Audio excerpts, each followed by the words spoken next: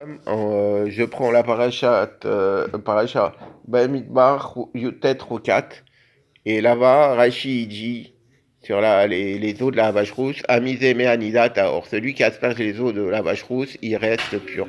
Par contre, ceux qui transportent ou qui préparent les eaux de la vache rousse, ceux-là, ils deviennent impurs.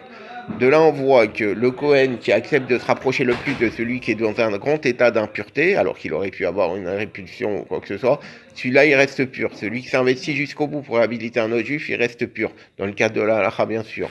Des fois, on la dépassons, mais dans le cadre de la halakha, de ce que vaut Hachem. Par contre, ceux qui préparent ou qui transportent, eux, ils ont un potentiel dans les mains, de facto, c'est Hachem qui a voulu comme ça, mais ils l'utilisent pas, et bien ceux-là, ils deviennent impurs, d'une grande impureté, mais seulement jusqu'au soir, et bien sûr, ils ont un très grand mérite, mais pas autant que celui qui asperge, parce que celui qui asperge, il va jusqu'au bout de son action. Pas autant, je sais pas, mais oui.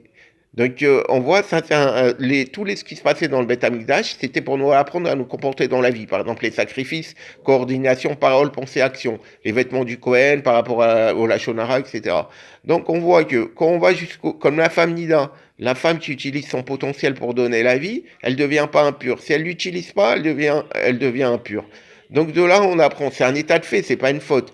Mais par contre, dès qu'on peut utiliser ce potentiel pour habiliter un autre juif, ou pour donner la vie, et je parle de moi en premier à des années-lumière, eh ben, il faut l'utiliser, sinon on devient impur. D'ailleurs, par exemple, quand on s'investit pour aider quelqu'un, notre famille ou quelqu'un, on voit, on s'approche au plus près, si on ne va pas jusqu'au bout, nous-mêmes, on ne se sent pas très bien. On ne se sent pas très bien parce qu'on n'a pas été jusqu'au bout. Ça peut ressembler à une forme d'impureté, ça aussi.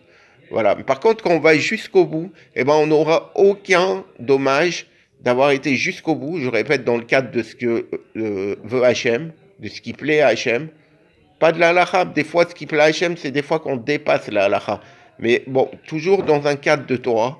Voilà. Donc là, on subit aucun échec. Voilà. Allez, Koltouf.